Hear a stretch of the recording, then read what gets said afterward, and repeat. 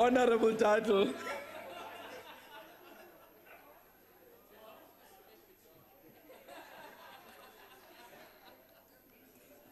Thank you. This is not just another farewell speech for me. It really is going to be a goodbye. And I've blinked, 20 years have gone by, and now it's time for me to find out, as Mario Ambrosini used to say, whether or not there is actually life after Parliament.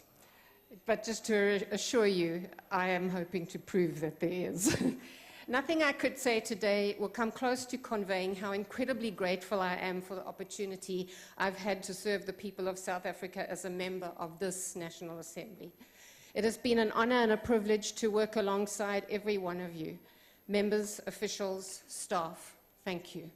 The first day I stood at this podium, and thank God for this opportunity, was the day I met Prof. Ismail Mohammed. He had written me a letter of encouragement, and we went on to work together on minerals and energy.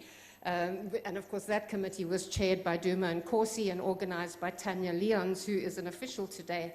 And both of these people set the highest standard of excellence in their work, which I benefited from.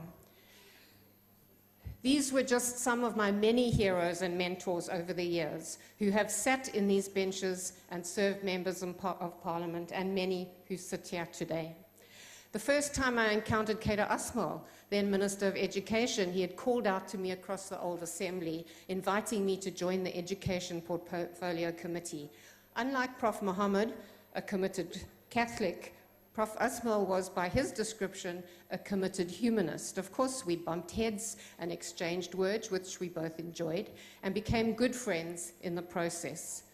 Ben Turok, another giant, got my attention by tearing my speech to pieces in those early days in the most eloquent way in a debate.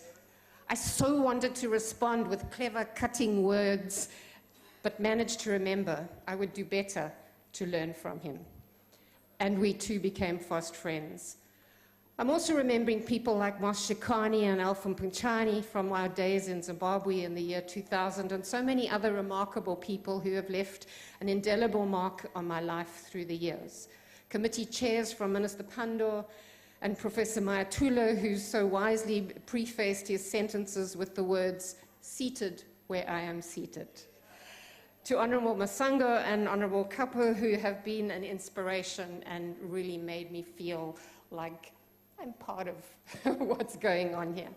Speaker Mbeki, in my eyes, a champion of parliamentary oversight at a time when oversight in the ANC was seriously not popular. Also, unlike me, who competed in a man's world by playing down who I was as a female, Speaker Mbeki, by contrast, courageously embraced being a female in every detail in her work. I was at first alarmed, but curious enough to try it. Nothing short of revolutionary. I could go on and on about so many amazing characters like Joan Fubbs, Mike Waters, Kent Durr, Corné Mulder, Honourable Frolic, yes, and wait for it, even Jacob Zuma. But I will stop there and I'll write the book instead. I do just have to tell you quickly, though, about my first day ever in committee. I walked in fairly self-conscious. I saw a space on my right between a row of white males, and feeling a sense of being pigeonholed, I quickly sat in the space on my left, not realizing the seating protocol. I was right in the middle of the majority party, and as they jumped away on either side of me, I realized that my white face was not just a disadvantage, but an offense. In that moment of rejection, I understood something very important. Hateful, angry words and actions, often aimed in my direction, came from a place where open wounds, rejection, and deep hurts were buried. I knew I had to have the courage to face and hear that pain and not run from it.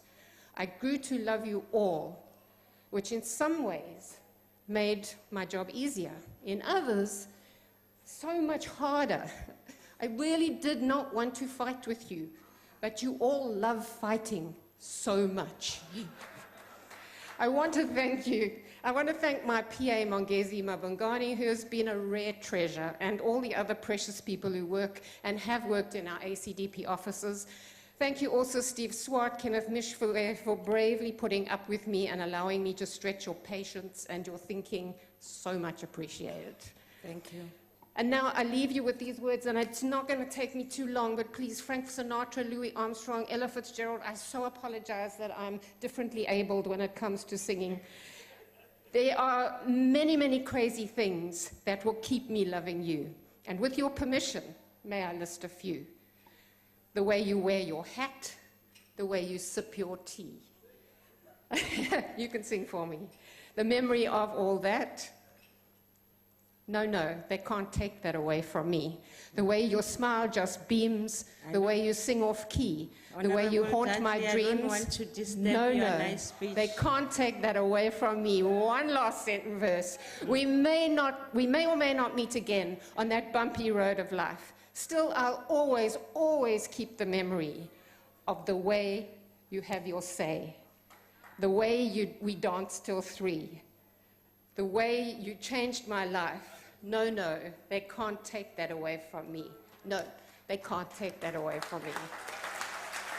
Honourable Corné Mulder, I was going to ask you to sing it for me, but I decided we wouldn't have time. Thank you. Thank you, everybody. Lovely. Thank you. Thank you very much, Honorable Dudley. I hope if you checked your monitor, you'll realize I didn't even want to disturb you. You had extra 2 minutes.